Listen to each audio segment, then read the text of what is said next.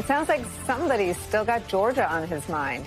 Stunning new reporting from our MS Now colleague Ken Delanian shines a light on an FBI that is seemingly more concerned with police. That's the tell right there. This isn't a new lead or a fresh tip. It's the same fixation. 5 years on, now wearing a badge. Premier law enforcement agency around the gravest threats facing our country.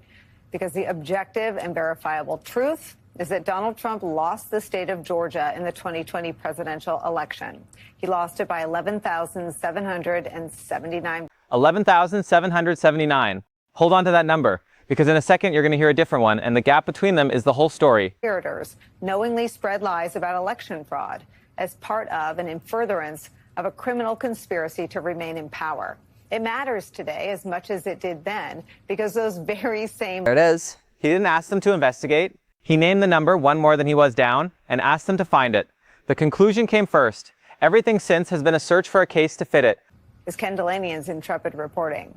That reporting found that FBI Director Kash Patel is surging resources into a, quote, priority investigation related to the 2020 election in Georgia. That's according to 2 U.S. officials familiar with the matter, ordering personnel from all field offices. Priority. That's the FBI's own word for it.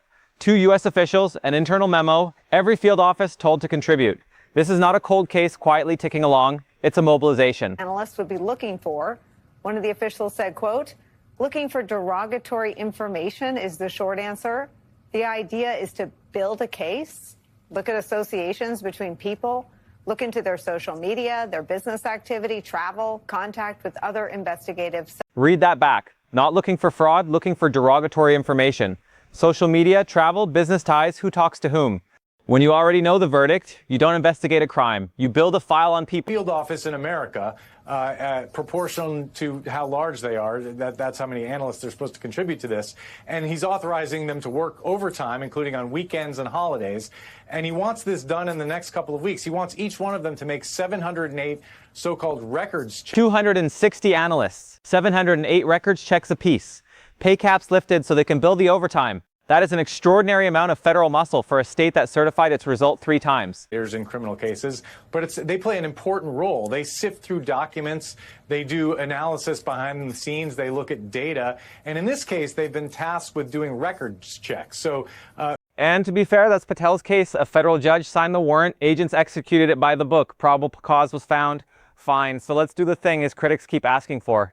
Let's actually look at what that probable cause was built on. Essentially the same sorts of conspiracy theories that have long been debunked. And the New York Times did a graphic analysis of this where they went paragraph by paragraph through that affidavit and highlighted the things that had already been investigated by Georgia Republicans and ruled out as meaningful fraud. And so, again, Here's the answer. The affidavit that got the warrant leaned largely on allegations Georgia's own Republicans had already chased down and thrown out. The New York Times went through it paragraph by paragraph. Probable cause is only as good as what's underneath it. One reason the American public should care about this, even if they're not so concerned about the FBI hunting for baseless allegations of fraud, is that every hour that every FBI analyst spends on this is an hour they're not spending analyzing, for example, terrorism cases or, drug cartels or white-collar fraud or all the other things we hope and expect that the FBI is going to investigate that state and local police generally don't investigate. And so it's a huge diversion of resources in the service of essentially a Donald Trump passion project. This is the part that should land regardless of your politics. Every analyst hour on a 5-year-old thrice-certified election is an hour off terrorism, off cartels, off actual fraud. Resources are finite. Choices reveal priorities. Trying to get people on Earth 2 to understand there is no evidence here, and it's not just that the FBI could be doing something more serious, it's that by continuing this big lie, we are undermining faith in democracy. The latest polling is about 2/3 of Republicans believe that there was material fraud in the 2020. The county on the receiving end has a one-word summary: intimidation. Whether you buy that or not, it's worth noting who's asking the questions here and who keeps ending up as the subject. Patel's answer, in his own words, is simple. We follow the law, keep both of these on screen side by side, the county's word and the director's, and let the affidavit break the tie. And that's the tab that keeps running. Roughly 2/3 of Republicans still believe there was material fraud in 2020 on zero proof ever produced. Every surge like this doesn't settle that belief. So here's where we are. Trump named the number in 2021, 11,780, one more than he was down. He said he had irrefutable proof and promised a press conference to reveal it. That day never came. What did come 5 years later is 260 FBI analysts told to run 708 records checks each on overtime, hunting for derogatory information to support a theory Georgia's own Republicans already ruled out.